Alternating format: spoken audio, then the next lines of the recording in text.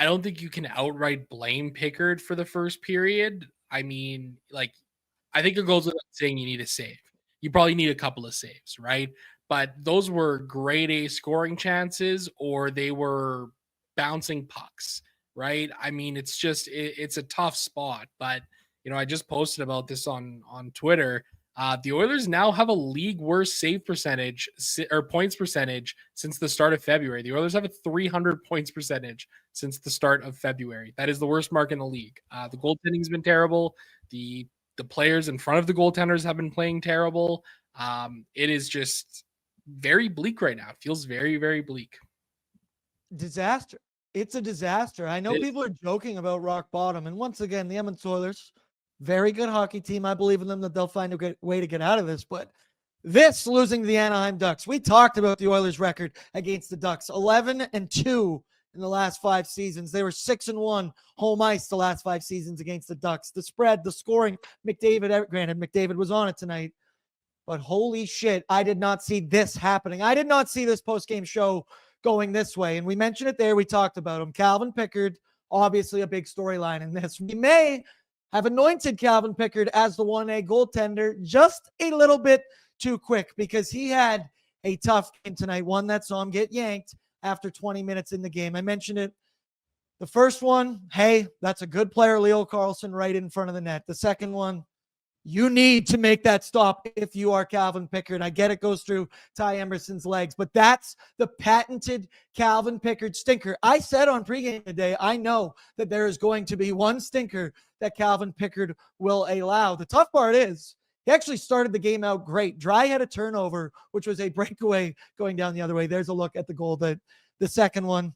This simply has to be stopped. It's from a terrible angle. Yes, it's going through traffic, but it's along the ice. Picks himself, I'm sure, will tell you post-game that he needs to make that stop. What I was saying, he started hot, has a great breakaway save with his glove. You're going, oh boy. Then moments later, he has another partial break save on Troy Terry. And then that Draisaitl play behind the net with Killorn, and everything just started to fall apart, man. It's tough. I'm not putting this game on Calvin Pickard by any degree. I mean, you scored 2 goals as well in the whole thing, but Picks, that was quite the deficit after one period. He allowed 4 goals on 11 shots, and we talked about it. Picks getting his consecutive start, a second start for the second time in his Oilers career. Only other time that had happened was in the NHL playoffs. We were curious. Could he be taking the throne, taking the mantle from Stuart Skinner? I mean, it's tough to judge because Stu, I also don't think was that great or anything, but thoughts, Calvin Pickard as a whole, and this whole 1A, 1B discussion. We also got it from Bob Stauffer. Don't expect any goalie trades coming down the pipe. Calvin Pickard may not be the answer after all. Who would have thunk it? The career backup goaltender. I don't know, man. It's disappointing, right? Like, it's really tough. You look at the numbers. 636 save percentage for Calvin Pickard. 875 for Stuart Skinner. Skinner was not any better at all in the relief effort today. Again, I've talked about this a lot on these kind of shows. This is the way the Oilers are constructed. They are constructed to be a team that has a very small amount of their salary cap allocated towards the goaltenders. It's the way that it is. I mean, come the summertime, maybe it's a different story. Maybe the Oilers do get aggressive in the goaltending market. I think, it's pretty reasonable to say that Calvin Pickard probably shouldn't be the backup next year. I don't think that there's been enough of a sample size this season to really warrant him even being the backup goaltender right now, to be completely honest with you, which is, it may sound like I'm flipping based off of what I was saying in the pregame show here, but this was a really bad performance from him. This was a really, really bad performance from him after a really, really good one against Carolina. So, it's frustrating, man. The goaltending is not doing the Edmonton Oilers any favors right now. At the end of the day, the players need to play better defensive hockey. I mean, you could see it on pretty much every single goal tonight.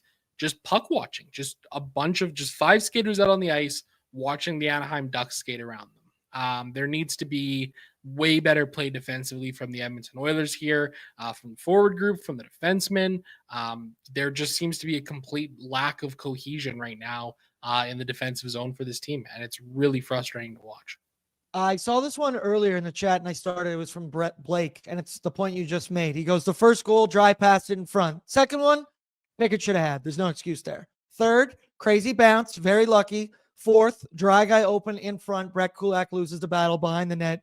Fifth goal, Dry doesn't take a hard stride from like center ice on the blue paint. We'll get into it with the scoring summary. And then 6, Nugent, Kulak. I agree that play in front of him just simply not good enough. And that's forwards and defensemen included. What's up, Nation citizens? If you like that video, then you need to be subscribed to the Oilers Nation YouTube. Podcasts, live shows, exclusive interviews, and analysis. Everything you need from your favorite voices at Oilers Nation. And you don't want to miss any of it, so hammer that subscribe button.